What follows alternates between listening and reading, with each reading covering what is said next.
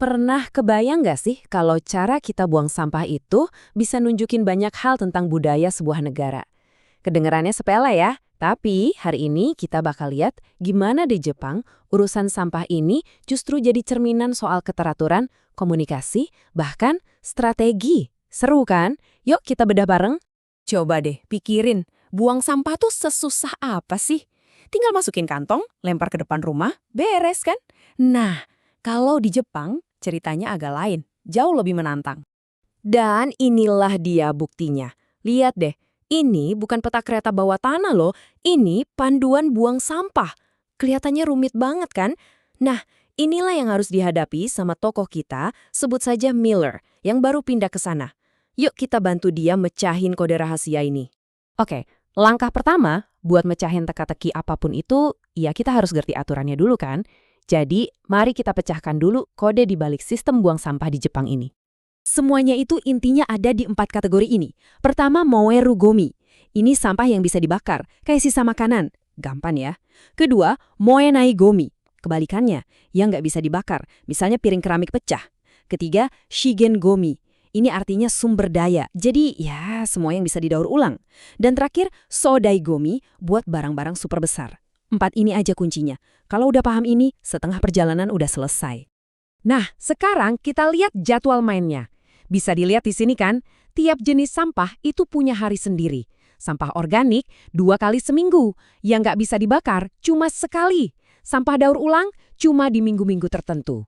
Keteraturan kayak gini nih, yang bikin sistemnya efisien banget.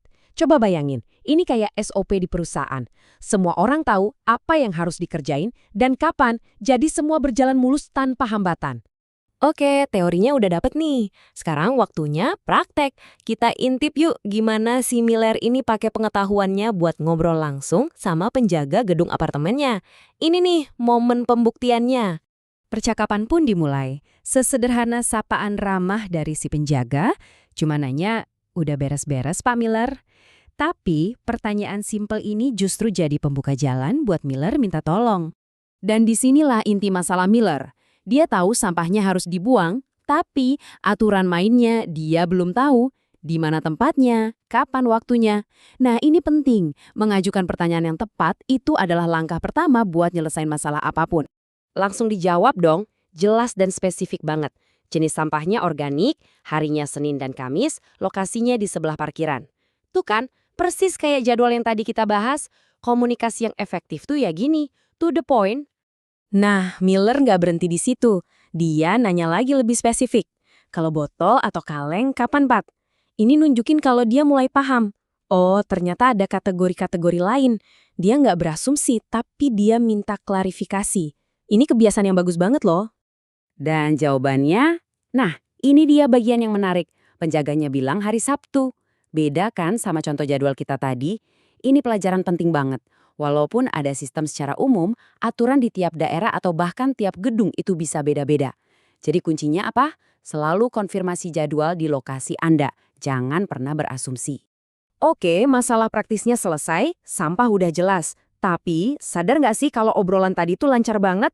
Itu karena di Jepang, bukan cuma apa yang kita omongin yang penting, tapi juga gimana cara kita ngomonginnya.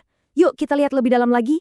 Salah satu rahasianya itu partikel kecil ini, ndes. Fungsinya apa?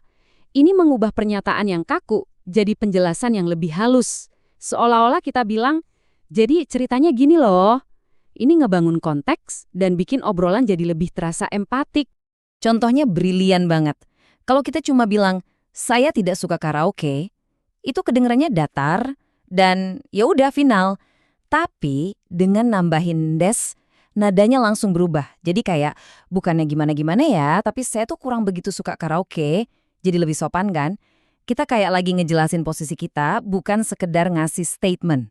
Jauh lebih halus. Selanjutnya, kalau mau minta tolong, ada frase sakti. Itadakimasen ka? Ini cara yang super sopan buat minta sesuatu. Kalau di kita mungkin kayak, Bapak atau Ibu berkenan untuk? Ini nunjukin rasa hormat, dan ya, jelas ningkatin kemungkinan permintaan kita dikabulkan. Dan kita bakal lihat senjata kedua ini beraksi sekarang. Miller ternyata punya masalah lain nih. Air panasnya nggak nyala. Dia harus minta nomor telepon perusahaan gas ke penjaga. Nah, ini dia penerapannya. Permintaan Miller, Maaf, boleh minta nomor teleponnya? Itu cerminan dari pola sopan yang tadi. Dia nggak nuntut, dia minta tolong dengan hormat. Hasilnya, tentu aja penjaganya dengan senang hati ngebantu. Oke. Coba kita tarik nafas dulu dan mundur sedikit. Dari urusan sepele kayak buang sampah, kita jadi ngomongin jadwal, komunikasi, sampai tata bahasa. Terus, apa gambaran besarnya? Pelajaran strategis apa yang bisa kita petik dari sini? Jadi, apa sih pelajaran strategisnya? Pertama, perhatian ke detail. Misahin sampah itu ngajarin kita soal ketelitian dan ini nilai yang krusial banget buat kualitas dalam dunia profesional. Kedua, kepatuhan pada sistem. Jadwal yang jelas menciptakan efisiensi, sama kayak SOP yang bikin perusahaan jalan lancar. Ketiga, komunikasi yang jernih. Bertanya langsung kayak Miller itu cara paling cepat buat beresin masalah, nggak pakai asumsi. Dan yang terakhir, kesopanan sebagai strategi. Bahasa yang halus itu bukan cuma soal sopan santun, tapi ini adalah alat negosiasi yang efektif buat ngebangun relasi.